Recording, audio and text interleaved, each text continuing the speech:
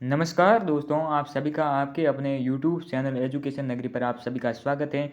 आज हम वर्तमान महावीर खुला विश्वविद्यालय Kota BA second year exam जो आपका 29 जुलाई को आयोजित होगा, पॉलिटिकल साइंस का पेपर PS 0 थर्ड पेपर को हम देखेंगे। मोस्ट इम्पोर्टेंट क्वेश्चन देखेंगे। तुलनात्मक राजनीतिक संस्थान सुशासन। तो पहला क्वेश्चन देखिए आप। तो खंड ए का अति लघु तुलनात्मक प्रश्न, पहला क्वेश्चन आप देखिए। तुलनात्मक राजनीति को परिभाषित कीजिए कि तुलनात्मक राजनीति राजनीति विज्ञान की वह शाखा है जिसमें विभिन्न देशों की राजनीति व्यवस्थाओं, संस्थाओं एवं प्रतिक्रियाओं का तुलनात्मक अध्ययन किया जाता है। उसे हम क्या कहते हैं? तुलनात्मक राजनीति कहते हैं। दूसरा क्वेश्चन देखिए आप। अवधारणात्मक स्तर पर ब्रिटेन की राजनीति व्यवस्था में राजा और राज मुकुट में क्या अंतर है? किसमें? राजा और राज मुकुट में क्या अंतर है? ये क्वेश्चन पूछा गया। राजा एक व्यक्ति होता है, जबकि राज मुकुट राज्य की स्थायी एवं वैधानिक संस्था का प्रतीक है। राजा बदल सकता है परंतु राज मुकुट की संस्था स्थायी रहती है। अगला क्वेश्चन देखिए आपकी।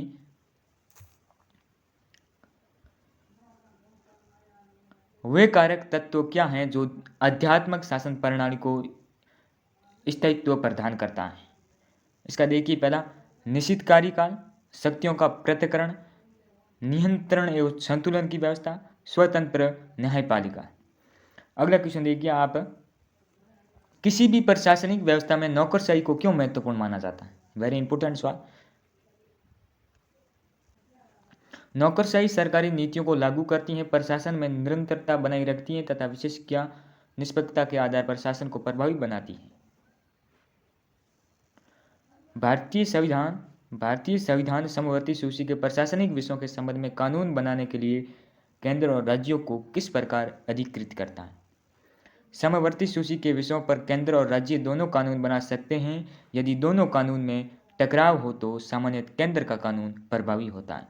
अगला क्वेश्चन देखिए कि न्यायिक पुनर्वलोकन हेतु कोई दो पूर्व शर्तें बताइए। तो देखिए दो शर्तें देखिए आप कि विवाद संविधान से संबंधित होना चाहिए, न्यायालय के समक्ष वेद याचिक या वाद प्रस्तुत होना चाहिए।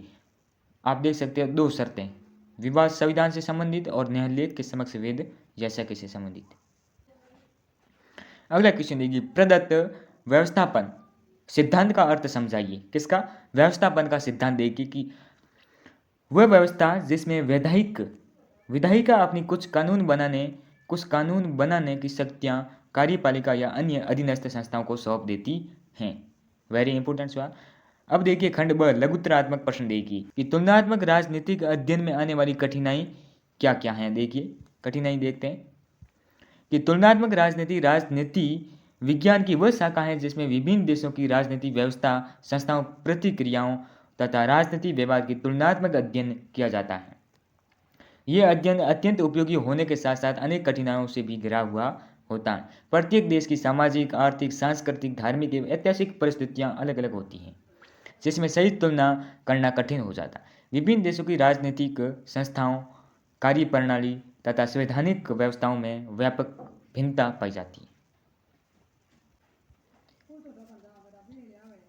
कई देशों में विश्वसनीय आंकड़ों एवं आवश्यक सूचनाओं का अभाव रहता है, जिससे निष्पक्ष अध्ययन प्रभावी होता है।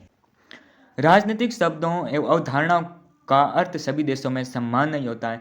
राजनीतिक परिस्थितियां समय समय पर बदलती रहती हैं, जिसमें अध्ययन के निष्कर्ष भी बदल सकते हैं। शोधकर्ता के व्यक्तिगत विचार, पूर्वाग्रह तथा वैचारिक दृष्टिकोण भी अध्ययन की निष्पक्षता को प्रभावित कर सकते हैं। इसलिए तुलनात्मक राजनीति का अध्ययन चुनौतीपूर्ण माना जाता है।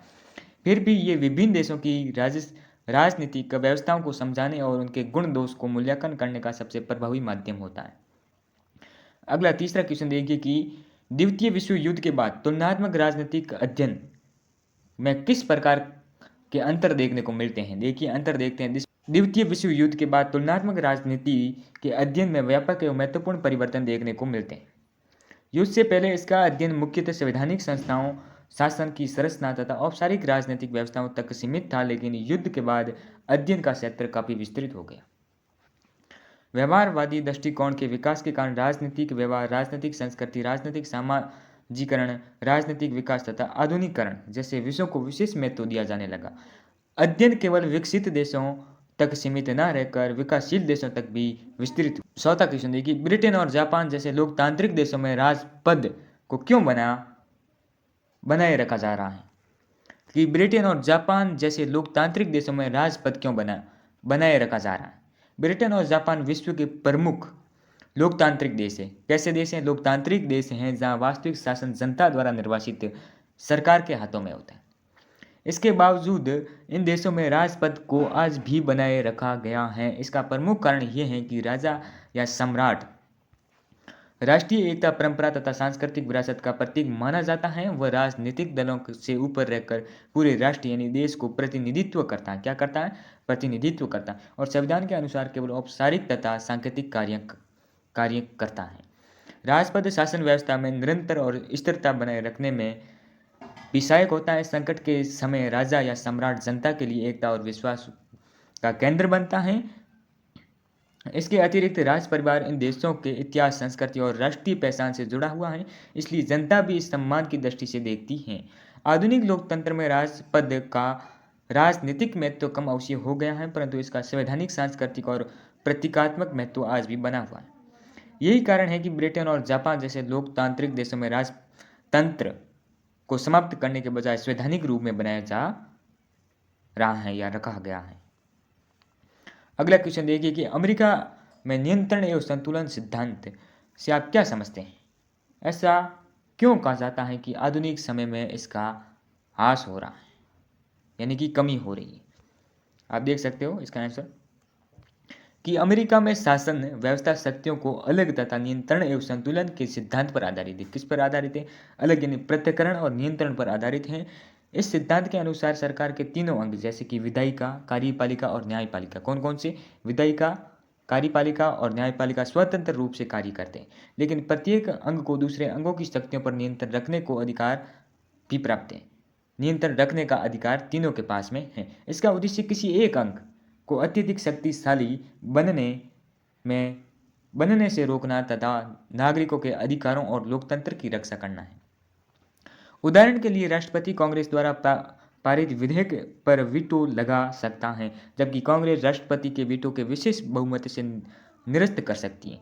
इसी प्रकार सर्वोच्च न्यायालय संविधान के विरुद्ध बनाए गए कानून को असंवैधानिक घोषित कर सकता है। कौन कर सकता है भाई साहब? सर्वोच्च न्यायालय जो संविधान के विरुद्ध बनाए गए कानूनों को असंवैधानिक घोषित कर सकता है। आधुनिक समय से इस संविधान के ह्रास की बात इसलिए कही जाती हैं क्योंकि राष्ट्रपति की शक्तियों में लगातार वृद्धि हुई है। राष्ट्रीय सुरक्षा, विदेश नीति, आपातकालीन परिस्थिति तथा प्रशासनिक कार्यों में कार्यपालिका की भूमिका पहले की अपेक्षा अधिक प्रभावशाली है। राजनीतिक दलों का बढ़ता प्रभाव तथा प्रशासनिक एजेंसियों के विस्तार के कारण भी नियंत्रण एवं संतुलन से प्रभावित कुछ कम हुए। फिर भी ये सिद्धांत आज भी अमेरिका लोकतंत्र की महत्वपूर्ण विशेषता है और शासन में संतुलन बनाए रखने का कार्य करता है। क्या करता है? संतुलन बनाए रखने का कार्य करता है। अमेरिका की बात हो रही। अगला क्वेश्चन देखिए कि वर्तमान समय की अगर बात करें, वर्तमान समय में संघात्मक शासन व्यवस्थाओं में केंद्र सरकार की शक्तियां क्यों बढ़ती नजर आ रही हैं? इसमें आपके 70 से 80% क्वेश्चन हैं आपके यहाँ से ही लगभग आ जाएंगे। जी हाँ, संघात्मक शासन व्यवस्था में संविधान द्वारा केंद्र और राज्यों के बीच में जो शक्तियों का विभाजन किया जाता है, परंतु वर्तमान समय में अधिकांश संघीय देशों में केंद्र सरकार की शक्तियां पहले की अपेक्षा अधिक बढ़ती दिखाई देती है। इसका प्रमुख कारण राष्ट्रीय सुरक्षा की आवश्यकता, आर्थिक विकास और वैश्वीकरण तथा आधुनिक प्रशासनिक चुनौतियां हैं। देश की रक्षा, आतंकवाद, प्राकृतिक आपदा, महामारी, अंतर्राष्ट्रीय संबंधों जैसे विषयों पर प्रभावी निर्णय लेने के लिए केंद्र सरकार की भूमिका अधिक महत्वपूर्ण हो गई। इसके अतिरिक्त राष्ट्रीय योजना का निर्माण, आर्थिक संसाधनों का वितरण, राज्यों को वित्तीय सहायता प्रदान करना तथा बड़े विकास कार्यों को संचालन भी केंद्र सरकार द्वारा किया जाता है। आधुनिक संचार, परिवहन और तकनीकी विकास के कारण भी राष्ट्रीय स्तर पर समन्वय की आवश्यकता बढ़ी है। इन सभी कारणों से संघीय शासन व्यवस्था में केंद्र सरकार की शक्तियां निरंतर बढ़ती जा रही है। फिर भी राज्यों की स्वायत्तता बनाए रखना संघीय व्यवस्था का मूल भावना मानी जाती